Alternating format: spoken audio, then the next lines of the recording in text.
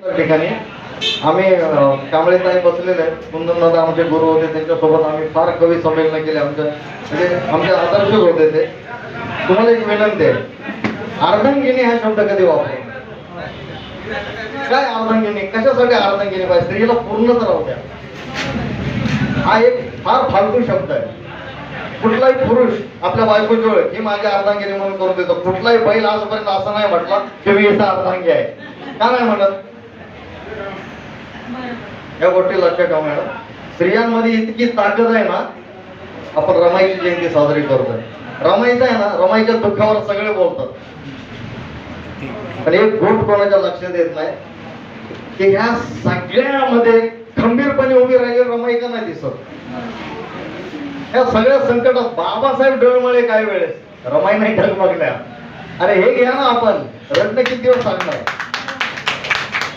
त्यामुळे रमाई मांडताना पण तशीच मांडली पाहिजे, कणखर मांडली पाहिजे, लढणारी संकट एवढी आली सगळी घेतली, दिली धोडकावून, घाबरले नाही.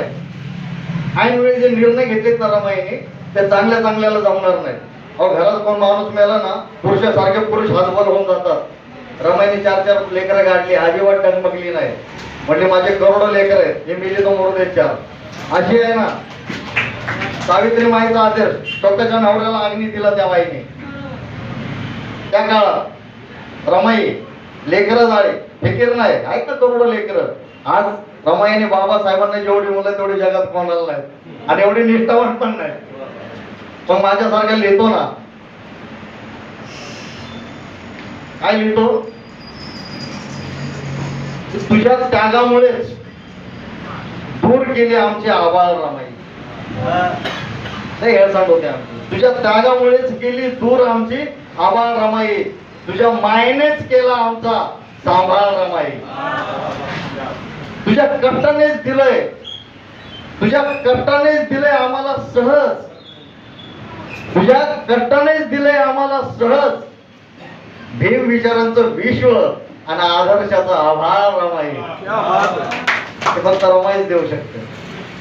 रमाई आमची माय करुणेचा आगर होती. रमाई आमची माय करुणेचा आगर होती. ओसंडून वाहणारी मधाळ मायेची धार होती. रमाई आमची माय करुणेचा आगर होती. ओसंडून वाहणारी मधाळ मायेची धार होती. जिल्या पिल्यांवर लक्ष ठेवणारी आकाशातली धार होती. अरे नाकारलेला आधार बुद्ध विहार होती. तरी पण रमाई लिहिताना कधी कधी गडबड होते. म्हणजे मी एकदा असं लिहिलं की सुखाने तिला का तिने सुखाला टाळले. सुखाने तिला का तिने सुखाला टाळले. कोट्यावधी लेकरांसाठी सारे आयुष्य जाळले. कोणा ठाऊक त्यांना काय कळले, कोणा ठाऊक त्यांना काय कळले. रमाई लिहिताना शब्दांनीच अश्रू ढाळले. रमाईचं जगणं, रमाईचं हे सगळं. आज आपण एखाद्या लग्नात गेलो ना, आपल्या एंट्रीलाच एक मोठा फॅन असतो, आणि त्याचं नाही ना अत्तर येत असतं आपल्या अंगावर. अत्तर घेऊन आपण लग्नाला जातो. कुठून कुठं आणलं, गाव कसं बाहेरचे, जिथं लोक हागायला बसायचे तिथं आपण राहायचो. आज अंगावर अत्तर घेऊन लग्नात जातो आपण. रमाईच्या लग्नात काय होतं, सर्व बाहेर काढायच्या मच्छी मार्केटच्या अत्तर असतात.